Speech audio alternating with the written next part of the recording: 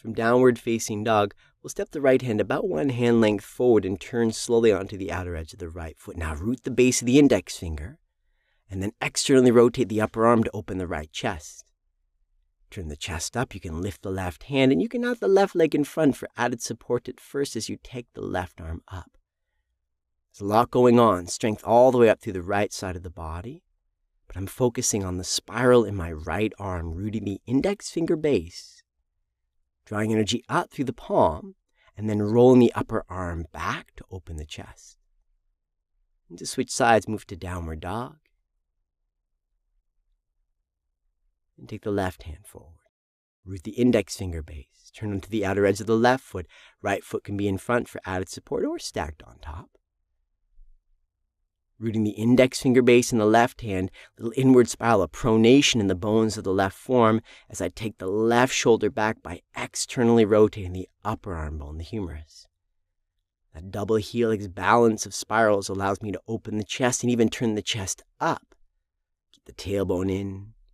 Get the balance of spiral in the thighs. And breathe. To release, come out slowly. Move to downward dog.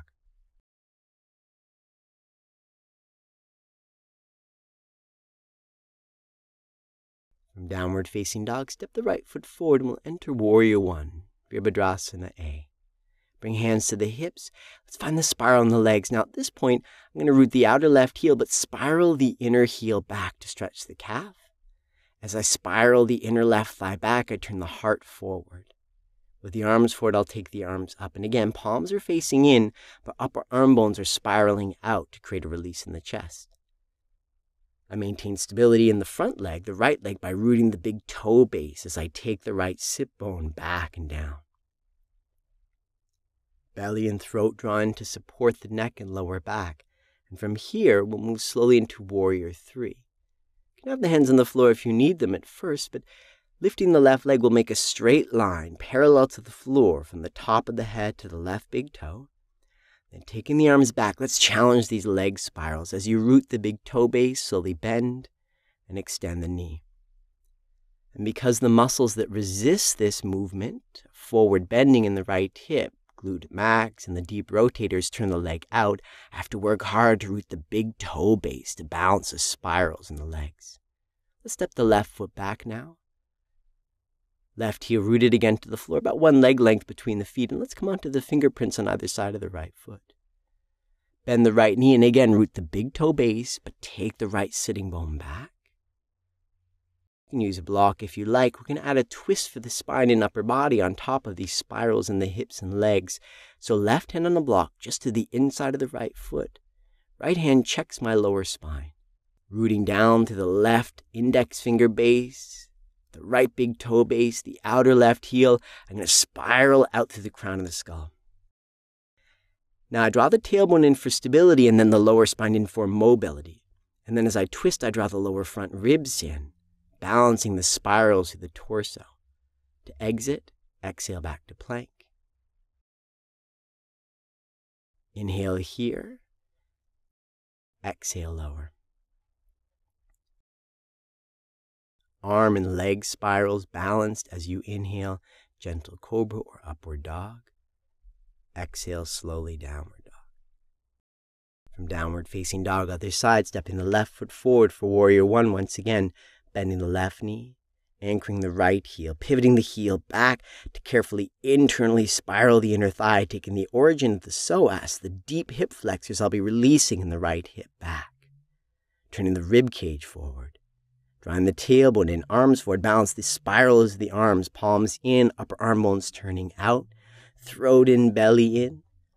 And again, for stability in the front leg, the left leg, big toe base roots as the left sit bone moves back and down. Finding stability in the core, and then leaning into the left leg. You can use your fingerprints on the floor for stability at first, but create a straight, strong line of energy from the crown of the skull to the right big toe. Once we've found that line, you can reach the arms back and slowly bend and extend the standing leg. I'm exhaling to bend, inhaling to straighten, and again, because of the pull of the muscles in the back of the left hip, I have to strongly inwardly spiral the leg to keep it centered, big toe base rooting. After a few bending and extending actions, I'll step the right foot back, starting with Parsvottanasana, back heel rooted. Looking at my left foot, rooting the big toe base as I take the left hip back. And I can feel that as I take the hip back, the big toe base wants to uproot, to avoid the opening of the deep rotator. So instead, I root the big toe base as I take the hip back and placing a block to the inside of my left foot. Right hand on the block, rooting the index finger base, rolling the upper arm out, left hand lower spine. So tailbone in, lower spine in. And as I lengthen, drawing the lower front ribs in, and that strengthens the oblique muscles, the cross rotational muscles, the deep abdominals. And from here to release, on an exhale, bring the hands down, moving the block to one side and stepping back to plank. One inhale, balance the spiral of the arms, the spiral of the legs, toning the belly and throat, and exhale, lower. Index finger base roots, upper arm bones turn out, elbows back as you inhale, cobra or upward dog. Exhale slowly into downward dog.